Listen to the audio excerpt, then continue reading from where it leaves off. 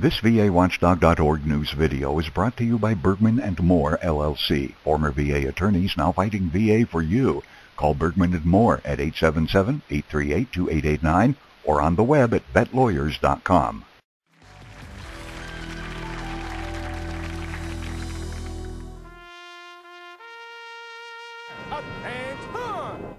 Beyond the individual loss, it turns out little information exists about just how widespread suicides are among those who have served in the military.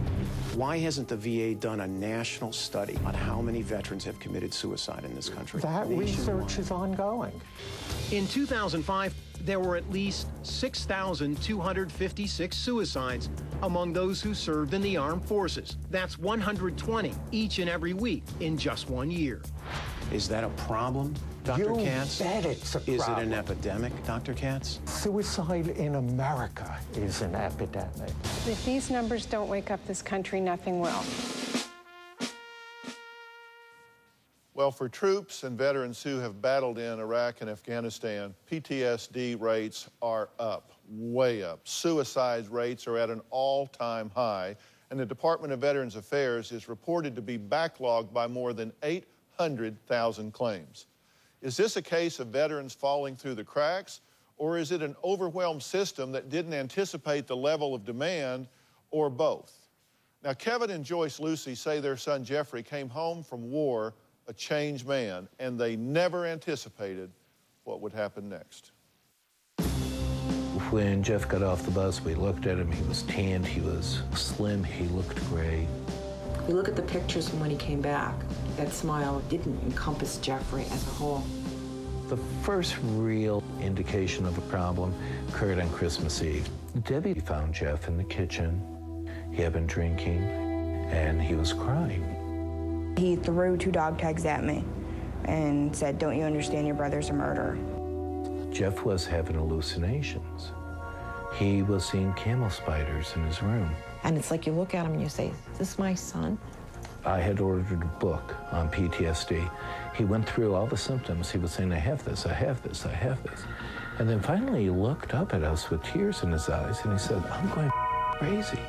I knew I was losing him. You could feel it.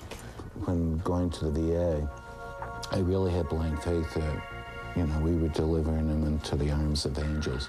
We were under the perception that he was going to be assessed. In fact, we were told that they refused to assess him for PTSD. How insane is that? It was about 7:15, and I drove into the driveway. There was a light on in the far corner of the cellar. So I walked down, and then from the corner of my eye I saw Jeff, and I thought he was standing there until I saw the hose double looped around his neck. He was so cold, so clammy. I knew he was dead.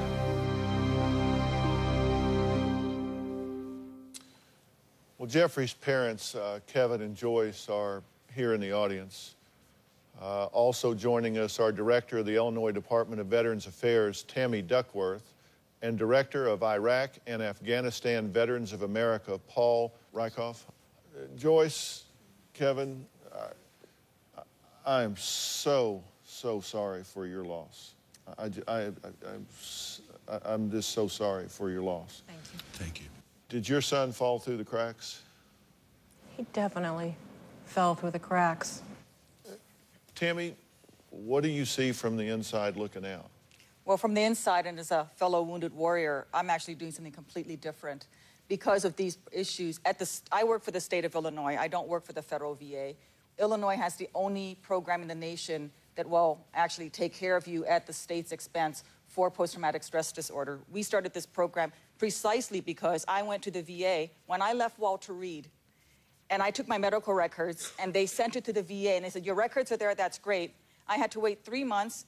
Then I had to go to the VA and strip down and show a VA physician's assistant my stumps to show him that I really was an amputee, because he would not take the word of the military surgeon who amputated my legs.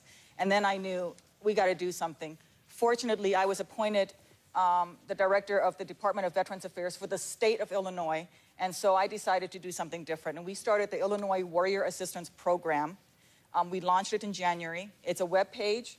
Anybody can go to it, illinoiswarrior.com.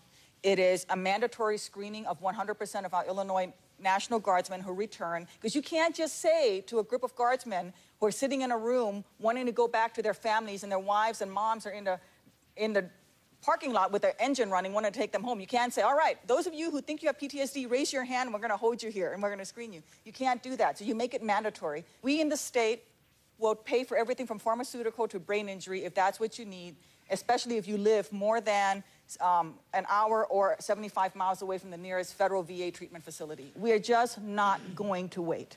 But you took the initiative. By the way, you lost your legs in combat. I'm a helicopter pilot. Helicopter pilot. But you've done this in the state of Illinois. Yes, we're the only one that's got this program. Yeah, well, we need you in Washington. Yep. Is where we need you.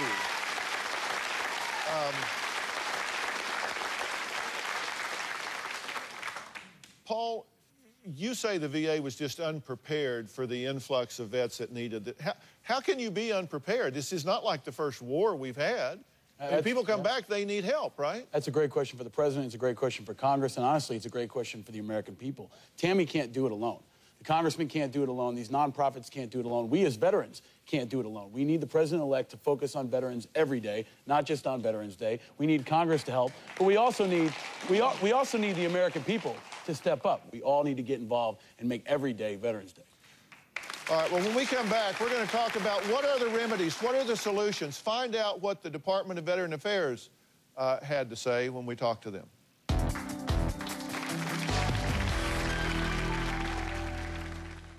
VAWatchdog.org, the nation's #1 independent veterans website. On the web at VAWatchdog.org.